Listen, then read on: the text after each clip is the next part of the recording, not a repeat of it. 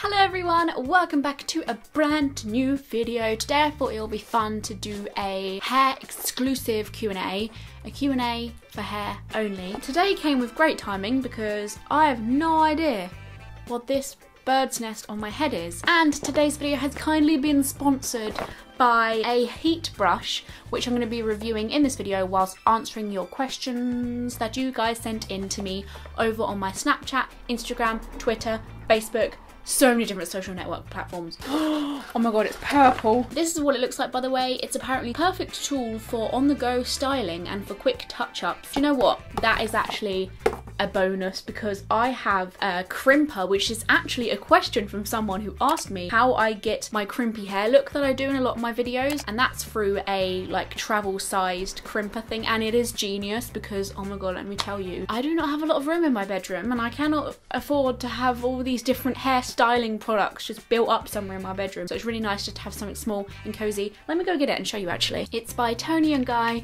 and it's so little and cute. So if you've ever seen me with my crimped crazy hair, then it was done with this. Anyway, let's move on to other stuff. So it's got the temperature on the side here. It goes all the way up to 230 Celsius and it goes down to 120. There's an on button and there's an up and down button, and that's basically it. So this is essentially a hairbrush, which is the weirdest thing. So we're going to try this weird experience together. I've never used one of these before. Let me know if you guys ever have, because I'm confused about how this even works, but oh no, messed up the symmetrical pillows. So the first question comes from Holly Gabriel and she says, is it bad to use straighteners, oh this is on topic, on your hair straight away after it has been dyed the same day? Good question.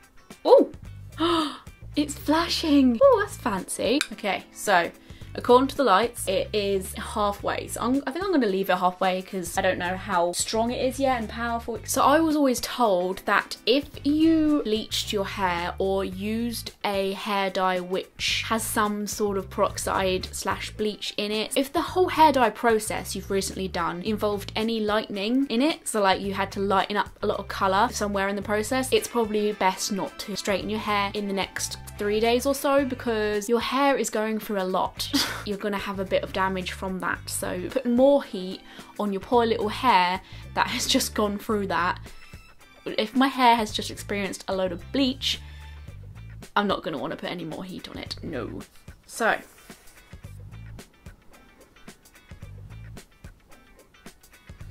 oh, that's really cool. Okay, I've never used one of these before and I was worried my hair was just gonna knot inside of it. So like the bristles, if you want to call them that, are plastic, and I was worried that it was gonna be way too hard to put my hair through, but oh, that's so wicked. This is a really weird feeling because like it's kind of like brushing my hair at the same time and it's going through every single bit of strand. I can't explain it. This is really weird. Look how straight that's made it.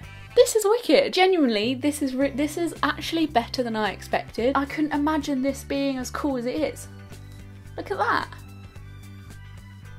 The next question comes from Eleanor. She has the same name as me but spelled differently, so name twins. Says, how difficult is it to get blue out? Considering going in ashy purple, but don't know if it would cover. I love your new hair, by the way. Blue is like the hardest shade to get out of your hair. Anytime I go blue, I kind of like talk to myself in the mirror and say, Ellie, are you sure about this?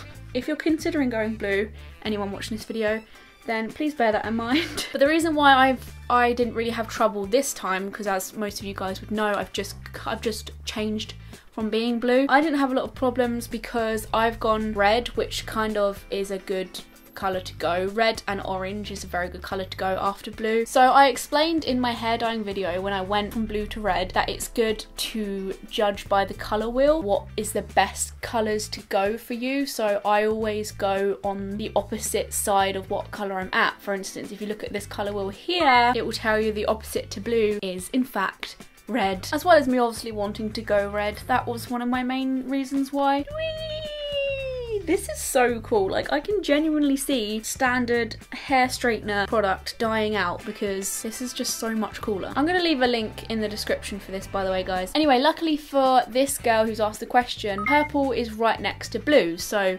that means you can transition to that shade, so you can just move your way around the wheel. That sounds really weird. But what I suggest to you is get as much blue out as you possibly can by putting it through bleach baths, and then find yourself a deep purple. I always feel when I'm transitioning shades or just going any new colour, like this red for instance, I've gone quite a deep red because I always fear like any colour coming through of the blue. I feel as though putting in a deep colour kind of eliminates the chances a bit more of anything coming through, if that makes any sense. Do your research, look online. There are so many people who have gone all sorts of different colours and are willing to share their experience, like on forums and stuff. The internet's great, people. You're going to find tons of people who will help you decide what shade to get, because if you're going to use something like Manic Panic or Directions, which I'd really recommend you do, there's so many different shades that it's kind of intimidating, so they can give you some help on what type of shades to go for. Such as this hair, I had to get a certain shade that had a certain tone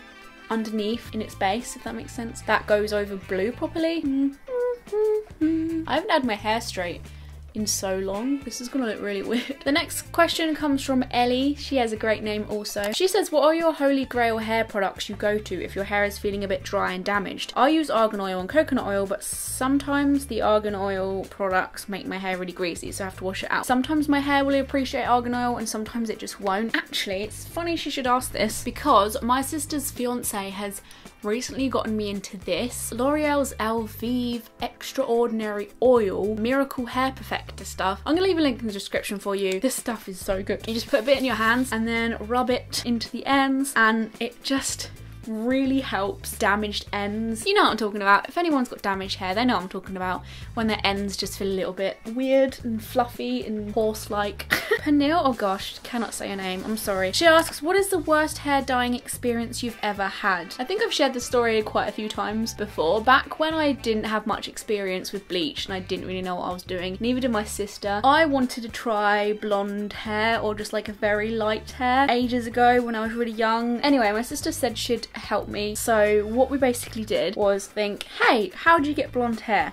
I know, bung a load of bleach on your hair, right? I think we were hoping for, and I think what a lot of people are hoping for when they put bleach on the hair is for it just to go blonde straight away. Usually what you do is you get to like an orange base and then you put a toner on your hair, which is basically this like purple stuff. But we didn't know that. When the bleach was washed off, I was this horrendous orange, and my mum was like, take a picture, this will be so funny to look back on. And at the time I was not happy with her for saying that. Now I wish we did. I'm pretty sure we did, but I'm pretty sure I deleted it or something because I was way too embarrassed about it. It wasn't even that bad of an experience, but because I thought that there was no way it could be fixed, it felt worse at the time because I was like, oh well, okay, I'm just gonna accept death now and just assume this is completely irreversible. Ashley Schrifflet asks a really good question actually. She asks, why do you no longer use magic contrast in your red hair? Anyone that's watched me for years would know that I used to do this, which kind of surprised me. Like when she commented that, I was like, whoa, someone's been around for a long time. I'm really loving using this. I love this. If any of you guys don't know, if you're looking for a really bright red and you haven't been red before, like you're trying to go red for the first time, that is such a good brand to use. But you put a little bit of it in a peroxide, so essentially you're kind of bleaching your hair every time you re-dye it, and red is a colour that you need to re-dye quite a lot. I don't really want to be putting peroxide in my hair every single time, although I would recommend using that on your first hair dye job, and then after some time, like when your hair is starting to fade and that, then I think you should use a Manic Panic or Directions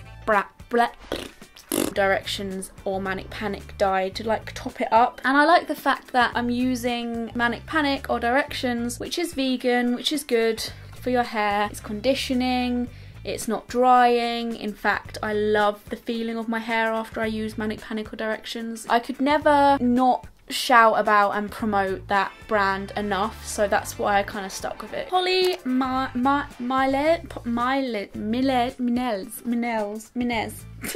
Milnes asks, which colour do you regret having the most? I probably didn't like purple very much. I never really regret a hair colour because I feel like every single hair colour I've been has been a really cool journey, learning what suits me and what doesn't, or learning a lot about colour and discovering what doesn't work and what does. You know, I don't regret anything I've ever been, but the colour I liked the least was purple. Nikki Potter asks, what products do you use to keep your hair so healthy?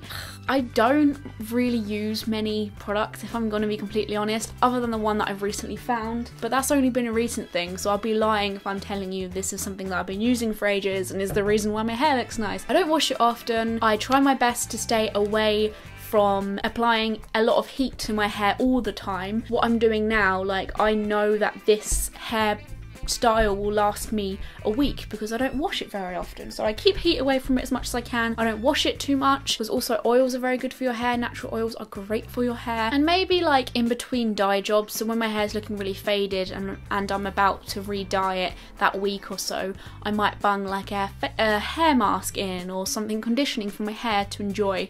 I just want people to realise, I say this so many times, I'm actually gonna go blue in the face if I say it anymore. The hair dye I use is chemical free. I could literally eat it if I wanted to. I rave about Manic Panic Directions way too much, I know, but it's great, okay, and it's good for my hair. The stuff that isn't good for my hair is bleach, which I use for my roots. But people need to remember that so many people out there dye their roots. Just because I've got a bright hair colour, that doesn't mean that my hair is going to be more damaged than someone who is just a blonde or someone brunette. Just because my hair is a bright colour, people seem to think that there's more damage involved. I'm going to give the same sort of answer to Young Blood. They ask, how do you keep your hair from fading? And that is basically not washing it very often and making sure the base underneath what I've got was nice and light. Shanice on Twitter asks, what colour did you use here? That was actually when I used Pillar Box Red in Manic Panic in Direction. Was that Manic Panic or Directions? I don't know. This one here. I love that colour, but I'm really digging dark red at the moment. Love it. SusieCat11 on Twitter says, do you have any products that help you with volume? Very recently, I've been loving Lee Stafford's My Big Fat Mousse Spray. It's like a root boost and you spray it in your roots, and this mousse that you spray on your ends, well I do anyway. Then I hair dry it and it just gives me so much more volume because my hair is so flat. I cannot explain to you how thin and flat my hair is. Dry shampoo is also amazing, especially volumizing dry shampoo, because when your hair's looking flat and just needing volume, you can just give it a few sprays and it's big and bouncy and voluptuous. This is really cool as well. Big Sexy Hair by Sexy Hair. So I found that putting a bit of this on your roots and backcombing your roots a bit does amazing. It just makes you go On Instagram, Lovely with Words XO says, what do you suggest for bleaching hair? What brands are good or bad? What I've been using literally my whole life is this dust-free powder bleach, Excel Blue by Salon Services, and this is also by Salon Services. It's the peroxide that I use in numerous different percentages, but this is the two dream pairing. I've had no problems with these my whole life. They're so good. They don't do too much damage in my hair either. Obviously, don't use a lot of it and you'll experience the same thing. Marta Raptor asks on Instagram, how do you get your old hair colour out when you change colours? I always find this difficult and it always ends up shining through my new colour. I literally show you my process of every single hair dye change I've done on my YouTube channel, so just look at my hair dye videos because I will talk about that in those videos. Basically, I just try and bleach it out as much as I can if the colour is not budging. However, if I can budge it by doing really deep conditioning hair washes, like if I try and get it out by just washing my hair really thoroughly for a good few weeks and getting it to a really light colour. I know you might look a bit crazy walking around town and stuff with crazy colour hair, but if you can do that, then great. And then put the new colour on top. So what I tend to do is go quite a deep dark colour, so I know that it's really going to cover that colour I've got underneath, because I do get a bit paranoid putting a really bright luminous colour on top of another luminous colour. So my tip would be to start off dark. Like I've done dark red, and I'm hoping, if I get bored of this, I'm hoping to go bright as I go along, so I always start with quite a dark colour and then I work my way up. I haven't had my hair straight in so long. I don't think I've had it straight since I cut it really short. I really recommend, especially if you're someone that straightens your hair a lot, to give this a try. I just feel like they're very underestimated. I guess I just haven't really caught up on top of it all, but I just feel like no one's talking about the hair straightening brush, or is that just me going crazy? I don't know. I'd like to know what you guys think about these, if you've ever tried one before, or of course, check the link in the description box below and you can buy one yourself. I would like to film a second part of this video, so if you guys feel like I didn't answer all of the questions you'd like me to, then let me know, because there are so many questions that you left that I haven't been able to get around to answering. So if you would like to see a part 2 of this video, then let me know. I would like to thank this hair straightening brush for sponsoring me. That sounds weird, the hair straightening brush in general didn't sponsor me, but I would like to thank the company for sponsoring this video so that it was possible for me to do this and answer your questions. So thanks for watching, guys. I will see you on my next video. For now, make sure you join me on social media such as Twitter, Facebook, Instagram and Snapchat. Bye!